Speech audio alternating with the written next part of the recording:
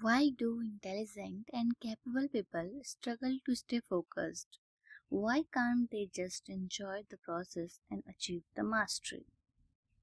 The book argues that most human suffering does not come from hard work itself, but from our unhealthy relationship with the process of learning and achievement.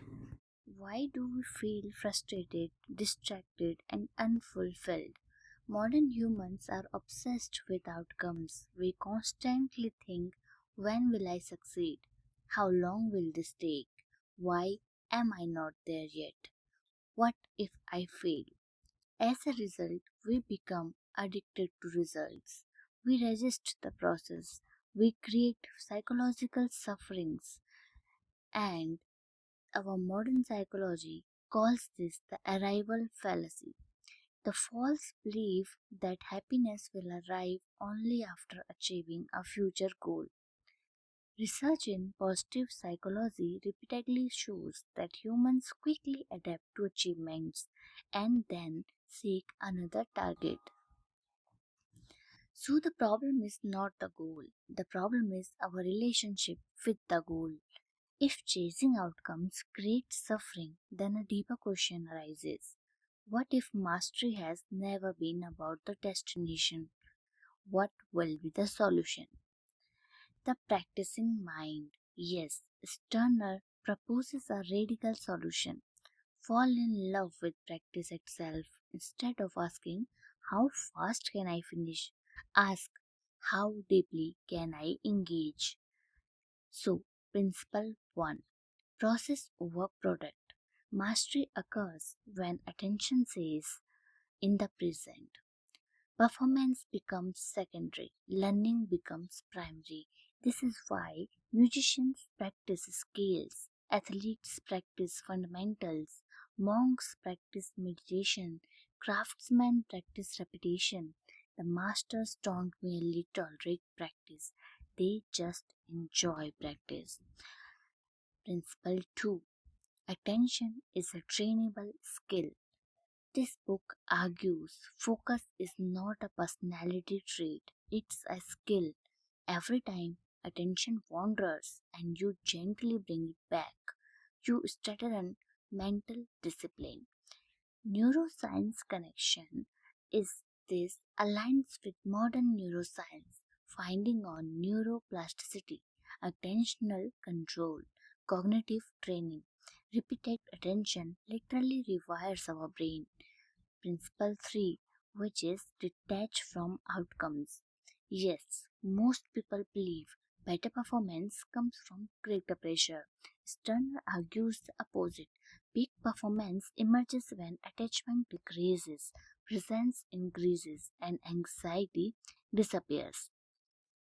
This principle mirrors the Bhagavad Gita, Karmanyevadhikaraste ma phaleshu kadachana, which means focus on your actions, not on the results of your actions.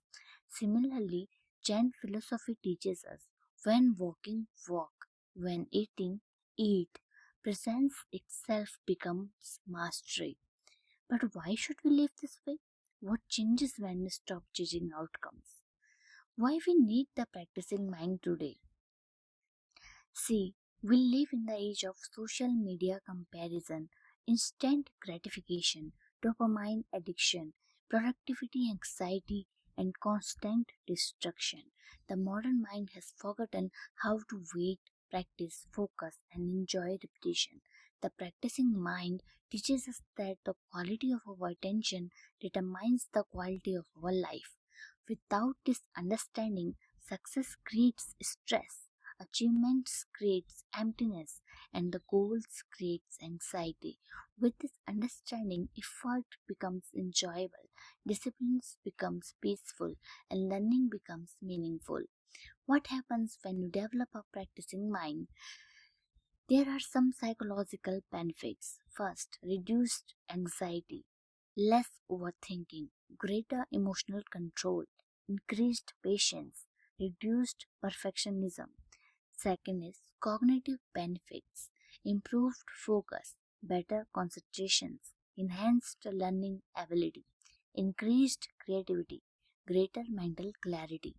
third is performance benefits, faster skill acquisition, greater consistency, higher resilience, better decision making, and sustainable discipline. What will be the spiritual benefits? They are inner peace, presence, acceptance, reduced ego attachment, and the final is greater meaning in everyday life. Thomas Sterner ultimately teaches that mastery is not reaching a destination. Mastery is learning to love the process of becoming. But the paradox is the moment you stop chasing mastery, you begin to achieve it. So, what we learned from this book: results creates anxiety, but the process creates peace. Second, attention is the most valuable human skill. Third, discipline is learned, not inherited. Fourth, mastery requires repetition without resistance. Fifth, patience is a competitive advantage.